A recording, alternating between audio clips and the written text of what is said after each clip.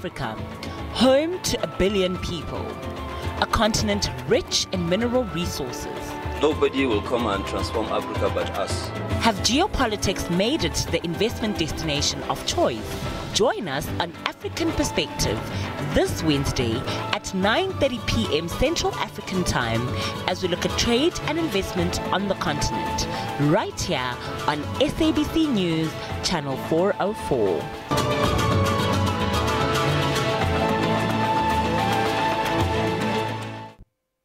So 9:30 tonight, we're joined by the host, Tsepiso Makwetla, in studio. So tell us more about the African Perspective tonight. So the African Perspective will come pretty much from, it's a follow-up from the Africa Investment Summit that we saw recently. There was a lot of upbeat euphoria around the billions of dollars worth of deals that were being signed and that were being mooted.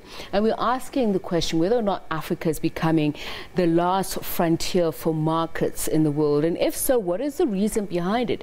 Is it a push-pull effect as a result of geopolitics? So we've invited a former secretary of the Forum for Former African Heads of States and Governments, John Tesha, as well as Victor Homesana, who's the Director for Africa is Open for Business, to help answer this question.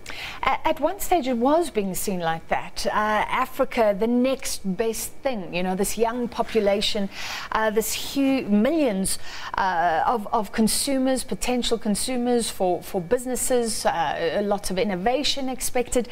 Then that sort of died down. Do you get the sense that there is excitement about our continent again? Well, this is the question that we're asking. Is there material evidence on the ground to say that we are becoming the ultimate destination for the world? Are people seeing us as a friendlier jurisdiction, especially amidst the whole trade war thing, amidst the growing nationalism and protectionism that we're seeing, especially amongst Europe, which has been historically one of the biggest trading partners that we have. So we are asking those questions. So what are the trends that are making Africa attractive, if at all, if there is risk appetite? We're looking at the economic impact, as we say, of the power shifts. We're talking about the rise of the individual, the concept of that. The demographics are very, very important. Technology, public debt, etc. So these are some of the questions that we'll be looking at. At that summit, the president, though, talking about red tape, regulation. So